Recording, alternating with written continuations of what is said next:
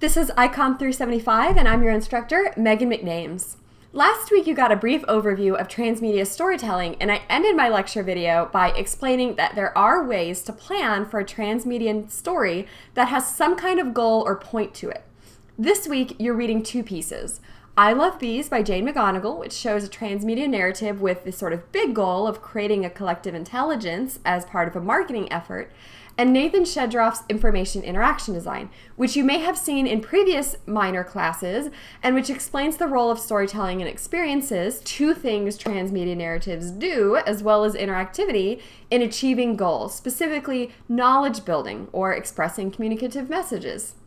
If you've taken a class with me before, then you know that the Information Interaction Design article by Shedroff is kind of like my Bible for what I do and what the minor is about, and it applies to every class in the minor. And here's why. Because it presents an overarching model for how audiences build knowledge. Shedroff didn't invent this idea of how people build knowledge, but he did create this specific model and connect it to interaction and to the sensorial media of those interactions. And this is an article that you can read 3, 4, 5 times and notice something new each time. And I really encourage you at this point to take a second look at it. If you've already heard me speak on this article, I want you to still watch the rest of this lecture video because I'm going to apply the material in a different way that's important specifically for this class. So Shedroff knows that what he's presenting here is a big idea that's applicable to a lot of fields because he writes one of the most important skills for almost everyone to have in the next decade and beyond will be those that allow us to create valuable, compelling, and empowering information and experiences for others. So Shedroff says there's 3 things we need to worry about to create experiences for others that are meaningful: information design, interaction design, and sensorial design. And since transmedia narratives are participatory experiences, we need these 3 things as we design the transmedia narratives. So let's start with information design. The idea here is that you can't just give information to someone. You know this because if you could, your lives would be a lot easier and we wouldn't have to go through this process of you reading something and then me explaining it in a video and then we all get together and talk about it. It's a process. You have to do something to make the information stick and to make it stickable. If I could just give you information, I would, and we wouldn't need to have all this back and forth with you making assignments and me grading them and us having conversations. So what you do to get information into somebody's head is you start with data. Data is the product of discovery, research, gathering, and creation. It's the raw material we find or create that we use to build our communications. Unfortunately, data isn't valuable as communication because it's not complete. It's not a complete message. For example, here's some data about the location of the planets. Doesn't really tell you anything, does it? If I gave you a pop quiz tomorrow about the planets, I will bet you'll all bomb it. I'll bet that you couldn't really remember what I'm showing you here. I know that I personally wouldn't be able to do anything other than name the planets in order, but I could already do that before I saw this data here, so that doesn't really count. To make data useful, I need organization.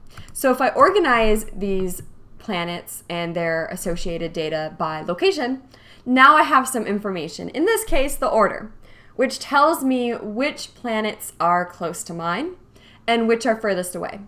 If I then present this visually, well, wow, now I can really start to see something. I'm starting to learn here, namely that the planets are really far away from each other except for the first 4, which I am a part of. I've made data into information by organizing it and presenting it.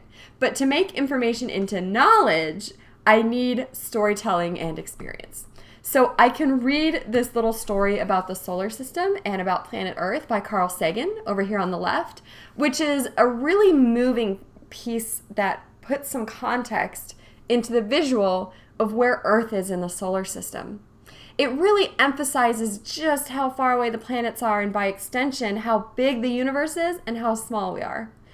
Or I can see that same story, that same communication about how small we are compared to the universe presented as a cartoon by Zen Pencils over here on the right. You can click the link to see the whole cartoon in which Carl Sagan's story is illustrated. Or I can experience how tiny I am compared to the universe and how far away the planets are from each other on a site like this. I have to scroll. There's the sun. Comparatively, where's our first planet? So I'm scrolling.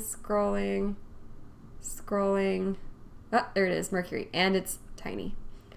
And scrolling, Venus. So I'm kind of experiencing the vastness of the universe here by scrolling through this visual. In fact, I can scroll all day and I never get to the end of this. So scrolling here is really driving home how amazingly far away from each other the planets are, how small the Earth is, and how big the universe must be. This site makes me feel really small, which is a big takeaway, right? That's the big communication message that we've been getting at. The fact that we are a tiny little dot in a giant solar system in what must be a massive universe. Just like your transmedia story should have a takeaway, there's a takeaway to this data, which becomes information, which becomes knowledge. How small you really are in comparison to the vastness of the universe is a thematic takeaway that could actually make for a really interesting transmedia story. So here's another way of looking at the same basic model. You can see that the data is kind of on its own. It's points, data points. It doesn't stick until you relate the data points to aspects of each other by organizing and presenting it. So the relationship between the data points becomes clear. So we start with points of data, and then we connect them with these lines to see the relationships. So we organize and present them to create relationships or show relationships. That's turning into information. Then you get the information to stick to somebody's body of knowledge by getting them to associate it somehow to what they already know, which you can do with stories and experiences. And back to Shedroff, this underscores a need for participation. When people can participate with handling the data or information or knowledge in some way, it becomes deep knowledge, and participation then turns it into the final step, wisdom. So another third way of looking at the same model is this. These are the same steps. Data is researched, created, gathered, and discovered. And information is made by organizing and presenting that data. Then knowledge is built as people talk about and tell stories around that information. And finally, it becomes wisdom as that knowledge is integrated into a person's interpretation of the world. So as a transmedia author, you have to decide how much of these steps you want to do yourself and how much you want the audience to do.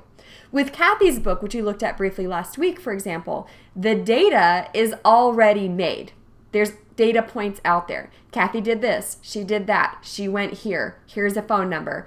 And the audience is doing the second step, the information step. They're gathering and discovering it into an order. So the data is out there. They participate a little bit in data by gathering and discovering it, but they have to present it and organize it themselves in order to understand the story and figure out what's happening. The second thing we need to know about to build transmedia stories is interaction. Last week I talked about how transmedia storytelling is participatory. And now you know why, because when people get to do some of the data, information, and knowledge steps you see here themselves, it allows for this deeper engagement with the data and the story that makes it stick to the audience more. But why do we want the data and story to stick more? Well, when planning a transmedia story, again, you have to have some kind of goal. Something you want people to come away with. Maybe it's knowledge about a transmedia universe that connects with an upcoming movie you want people to go see. Or maybe you're telling a story that's more based in entertainment and literature and you want people to consider a moral about their actions, like whether they're a good person. Or maybe there's a specific group, like a sustainability group, that you want people to see the importance of. And so your story is about getting people to ask themselves whether or not they're contributing to the sustainability of life on Earth or working directly against the need to be sustainable. If you want people to really understand the moral or point and turn it into knowledge and wisdom, participation in these 4 levels is your best bet for that. And that's why Shedroff then explains interaction design, figuring out how much participation with the story people will have and what form it will take. Maybe people have adaptive experience where what they do changes the story. If so, that emphasizes the audience's own actions. Or maybe people have communicative experiences where they're meeting others, talking with them, and sharing personal stories. This emphasizes that people are a part of a larger social group. And finally, Shedraff writes about sensorial design because you're dealing with media here. And it's through the media that people are getting the information in the story. So you have to choose the media that go along with the experience. Maybe if you have a communicative experience where you want people to share their own stories and talk to other people, you create a lot of social media. With transmedia, we can see and hear the characters as well as read about them, and we can engage in social media to talk to other audience members. So typically you're going to keep the writing to a specific purpose. Instead of writing your entire story and just putting your writing all across the web, you want to really think about what kind of media goes with the experience the best. A lot of times writing is good for things like giving background. Maybe you have newspaper clippings or you have diaries or posters involved in the story, and that gives people background information to help them unfold the story. And things that bring us closer to the characters when we need to identify with characters, things like video blogs and podcasts that allow us to see and hear the characters can be really successful. So what this means for you as transmedia creators is that you first want to understand the data. Step one, what are you trying to communicate? In its most basic form, what is the point here? I want people to think about their role in sustainability. I want people to think about whether or not it's possible to be a good person. I want people to learn about the world of Star Wars in preparation for the upcoming movie. I want people to ask deep questions about whether or not music should be political. What are we doing? What is the takeaway that people should remember? What this means for you as transmedia creators is that you first want to understand the data. So step one, what are you trying to communicate in its most basic form? What is the takeaway here that people should remember? Maybe it's more of a literature style message where it's a moral of some kind or a deep consideration of a humanities issue. Maybe you align yourself with an organization that already exists, like you go over to the Ball State Career Center and talk to them about their mission, and you find that their mission is to prepare students for a professional world. Okay, then your point of your narrative is to prepare students for a professional world. Step two, organize the data into information or create structures for people in your audience to do that themselves. So you can create structures that let people navigate what you've made, find the different data points, and see the relationships between them. And how hard you make this, by the way, can be a message in itself. For example, if you create a story about how hard it is to overcome generational poverty, you might want to make it very hard for people to find the data and turn it into information because that simulates what it's actually like. People who live in areas of high generational poverty a lot of times don't have the resources and tools that they need to overcome it. So making your story sort of difficult to navigate simulates not having those tools and not having the resources that you need. It simulates what it's actually like. Step three, apply the appropriate interactions to your information. Remember that your goal will determine this. For instance, if you make a digital story in which you want people to consider how their actions contribute toward or against sustainability, you might make the story highly interactive and adaptive, so the audience focuses on their own actions rather than some pre-made story. But maybe you want to make a digital story that communicates a specific emotional outcome, like you want to create a love story. You might make that story less interactive so that you can really control the emotional response that the audience is having. You don't want people's actions to change the story. You don't want to create a love story where people can come in and change the story, and by the end, you know, your two love interests have broken up because that's what people decided. You know, that ruins your story. If you're just trying to get people to have this emotional message about love, now they can't because you made it too interactive. So you don't want people's actions to change the story and steer it away from your message of love, so you might use less interactivity. You want to ask yourself questions like, can users push back on the story, influence, or change it? Is this playback just like playing videos in different orders? So are people just accessing the media in different ways, or do users actually have the ability to move and change the direction of the story? Are they just learning about the characters by finding their blogs and video blogs and podcasts on different sites? Or can they actually change the direction of the story, like kill one of those characters, save one of those characters, or introduce a new character? Are users given tools and mechanisms to create or add on like that? And if so, what are those tools and mechanisms? How are they supposed to do that? How might they kill a character? How might they save a character? Are community elements built in to encourage out-of-story interactions, like getting people to share their own similar stories? For example, if you have a less participatory story with an emotional significance around love, maybe it's not very participatory, but at the end, people can go to a website where they can share their own story about love. And finally, does the story respond based upon the decisions and actions of the player? It doesn't have to. This is a decision that you will have to make. And finally, step 4, apply the sensory media that best reaches your individual goal and moves players toward your meaning. Is this a story that needs to be seen and heard? If so, what parts are most effective when they're seen and heard? So you have to figure out, what do we need to express in the story and what's the best sensory media to express it? The second reading this week was a piece about the ARG I Love Bees, written by game designer Jane McGonigal. In past versions of this class, I've had students read this first in the class, but this time I wanted to try something different, which was to wait until you read Shedroff's piece before giving you this one. And the reason is because the article explains that I Love Bees was an experiment in constructing a game-based digital learning environment.